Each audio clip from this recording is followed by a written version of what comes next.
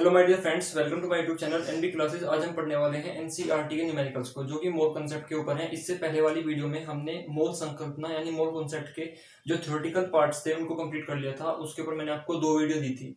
लेकिन अब हम न्यूमेरिकल्स को स्टार्ट कर रहे हैं और हम एनसीईआरटी एग्जाम्पलर और कुछ कॉम्पिटिशन के न्यूमेरिकल्स को सोल्व करने वाले हैं। तो इसके ऊपर भी मैं आपको लगभग 3 से 4 वीडियो दूंगा।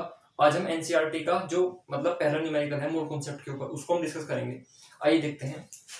देखिए, ये न्यूमेरिकल की फर्स्ट क्लास है और अब से मैं आपको न्यूमेरिकल भी कराऊंगा, क्योंकि अब तक का कोई न्यूमेरिकल का टॉपिक आया नहीं था। लेकिन अब न्यूमेरिकल्स के टॉपिक आपके सामने आएंगे और उसको हम सोल्व करेंगे। जो आपका थर्मोडायनामिक्स चैप्टर है और इक्विलिब्रियम चैप्टर है और ये वाला चैप्टर, इनमें न्यूमेरिकल्स बहुत सारे हैं। तो इनको हम सोल्व करने वाले हैं एनसीईआरटी के न्यूमेरिकल्स को सभी को, और जो भी इंपॉर्टेंट अदर न्यूमेरिकल है उनको भी। आइए देखते हैं। जो पहला न्यूमेरिकल है वो क्या दिया गया है एनसीईआरटी के अंदर। जो एनसीईआरटी का पहला न्यूमेरिकल है मोल कॉन्सेप्ट का, वो दिया गया है आपको कि मोलर द्रव्यमान ज्ञात करो। और इसमें ए पार्ट हमको दिया गया है H2O, बी पार्ट हमको दे दिया गया है CO2 और सी पार्ट हमको दे दिया गया है CH4। अब इस क्वेश्चन को हमें पहले समझना पड़ेगा एक बार कि ये हमारा एनसीईआरटी का क्वेश्चन है। सबसे पहले तो आपको ये पता होना चाहिए। तो अब बहुत ही सिंपल क्वेश्चन दिया गया है। एनसीईआरटी में आपको कोई भी हार्ड क्वेश्चन देखने को नहीं मिलेगा किसी भी मतलब चैप्टर का केमिस्ट्री के अंदर। बहुत ही सिंपल क्वेश्चन है, डायरेक्ट फॉर्मूला बेस्ड या मतलब थोड़े से लॉजिक बेस्ड क्वेश्चन है। ज्यादा कोई हार्ड काम वहां पर किया ही नहीं गया है। तो आइए इसको हम करते हैं। इसमें कहा गया है मोलर द्रव्यमान ज्ञात कीजिए। तो मोलर द्रव्यमान का मतलब पहले आपको बताना चाहिए कि क्या होता है। मैंने आपको पहली वीडियो में बताया था कि ग्राम परमाणु भार या ग्राम अणुभार क्या होता है। ग्राम परमाणु भार या ग्राम अणुभार क्या होता है, तो वो ही मोलर द्रव्यमान है। मतलब ग्राम परमाणु भार या ग्राम अणुभार को ही हम मोलर द्रव्यमान बोलते हैं। केवल ये एक शॉर्ट वर्ड है मोलर द्रव्यमान। अब जैसे H2O है, या मैं आपसे अदर एग्जांपल देता हूं कि H2 है, H2 का अणुभार कितना होता है, यानी इसके एक अणु का भार कितना होगा 2 AMU। इसके एक अणु का भार कितना होगा 2 AMU। लेकिन अगर मैं पूछूं कि इसका मोलर द्रव्यमान कितना है, तो आप सीधा बताओगे कि 2 ग्राम। बस, मतलब इसका ग्राम अणुभार इसका मोलर द्रव्यमान होगा। किसी भी अणु का जो ग्राम अणुभार होता है वो उसका मोलर द्रव्यमान होता है, और किसी भी परमाणु का जो ग्राम परमाणु भार होता है वो उसका मोलर द्रव्यमान होता है। तो अब हम समझते हैं। आइए, अब हमें H2O का कैलकुलेट करना है यहाँ पर, तो करते हैं। देखिए, H2O में हम पहले इसका आणविक द्रव्यमान निकालेंगे, मतलब इसके एक अणु का द्रव्यमान निकालेंगे। तो कितना होगा, एक हाइड्रोजन का एक, दूसरे का भी एक, प्लस ऑक्सीजन का कितना हो जाएगा 16, तो 18 AMU आ जाएगा। यानी इसके एक अणु का भार कितना आ जाएगा 18 AMU का मतलब है एक अणु का भार। लेकिन उसने पूछा है मोलर द्रव्यमान। मोलर द्रव्यमान मतलब ग्राम अणुभार, तो AMU को हटा करके आप लोग यहाँ पर ग्राम ऐड कर दो, तो ये इसका हो जाएगा ग्राम अणुभार। अब हम देखते हैं CO2 का। तो CO2 को हम कैसे निकालेंगे, इसमें भी पहले हम एक अणु का भार निकालेंगे। तो एक कार्बन का कितना होता है 12, और ऑक्सीजन का एक का 16 और 2 का 32, तो 32 और 10 कितना हो जाएगा 42 और 2 44। 44 AMU क्या हो जाएगा इसका 44 AMU एक अणु का भार। लेकिन हमें कहा गया मोलर द्रव्यमान मतलब ग्राम अणुभार, तो AMU को वहां से हटाओ और ग्राम ऐड कर दो, बस ये इसका हो जाएगा मोलर द्रव्यमान। ऐसे ही आपको CH4 निकालना है। 12 + 4, एक हाइड्रोजन का एक, तो 4 का 4, यानी 16 AMU हो जाएगा।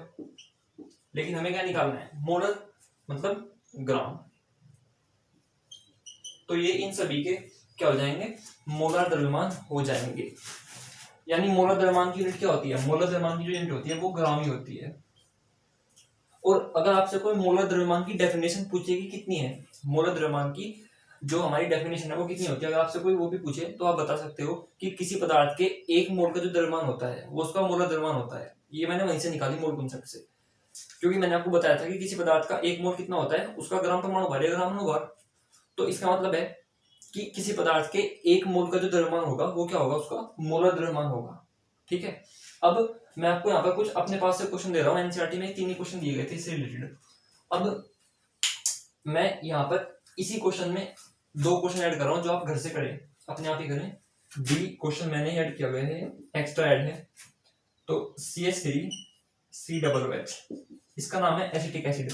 इसका आप मोलर द्रव्यमान निकालें, खुद ही निकालेंगे। और ई पॉइंट में आपको क्या करना है, ई पॉइंट में आपको मैं कंपाउंड दे रहा हूं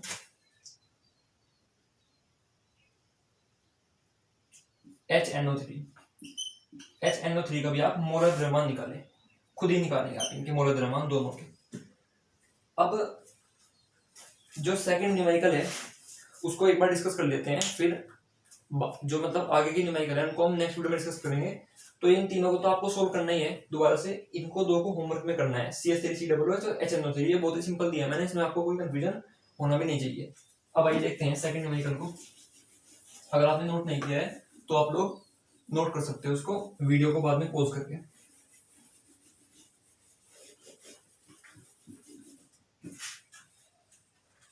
आइए सेकंड न्यूमेरिकल देखते हैं एक बार। ये भी एनसीईआरटी का ही है। तो न्यूमेरिकल क्या दिया गया है, न्यूमेरिकल दिया गया है 1,12C6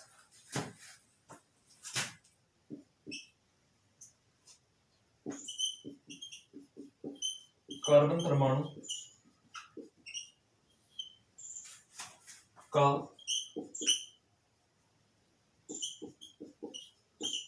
ग्राम में द्रव्यमान क्या है।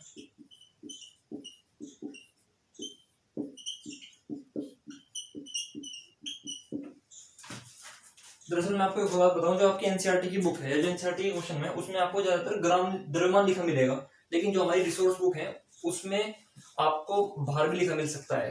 तो मैंने आपको पहले बता रखा है कि अगर परमाणु भार मिले या परमाणु द्रव्यमान मिले दोनों एक ही बात है, परमाणु द्रव्यमान मिले या परमाणु भार एक बात है, अणु भार मिले अणु द्रव्यमान दोनों एक ही बात है, अलग बात नहीं है। तो कुछ में यहाँ पर भार मिल जाएगा कुछ बुक्स में, लेकिन एनसीईआरटी में ज्यादातर देखा गया है द्रव्यमान ही लिखा मिलता है।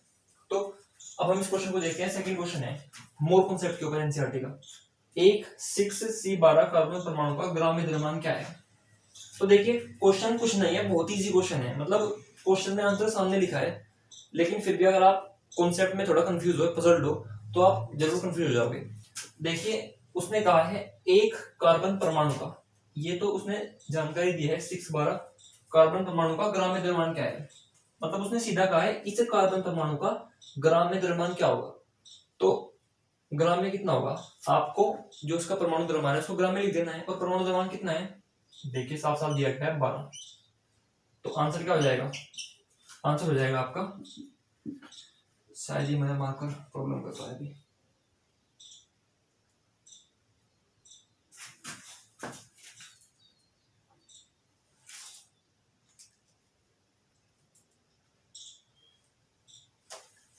तो कितना हो जाएगा, ये हो जाएगा आपके पास 12 ग्राम। ये इसका सीधा सा आंसर है 12 ग्राम, इसका आंसर हो जाएगा। दोबारा क्वेश्चन को पढ़िए, 1,6C12 कार्बन परमाणु का ग्राम में द्रव्यमान क्या है। तो उसने पूछा है एक कार्बन परमाणु का ग्राम में द्रव्यमान क्या है, तो एक का AMU में कितना होता है 12, ऊपर लिखा गया है, तो ग्राम में कितना होगा 12 के आगे ग्राम लिख दो, बस इतना है, यानी क्वेश्चन कुछ था ही नहीं। मिलते हैं आपसे नेक्स्ट वीडियो में, वहां पर हम एनसीईआरटी के जो और न्यूमेरिकल्स हैं मोल कॉन्सेप्ट के ऊपर उनको डिस्कस करेंगे। और आपसे उम्मीद है कि आप चैनल को लाइक सब्सक्राइब और शेयर जरूर करें। अगर आप चाहते हैं कि और भी आपके जो फ्रेंड्स हैं उनको बेनिफिट हो, क्लास 11th में जो यूपी बोर्ड में केमिस्ट्री पढ़ रहे हैं, तो आप उनको ये वीडियो शेयर करें और चैनल को सब्सक्राइब जरूर करें। और अगर आपको कोई भी डाउट हो तो कमेंट बॉक्स में जरूर लिखें। धन्यवाद।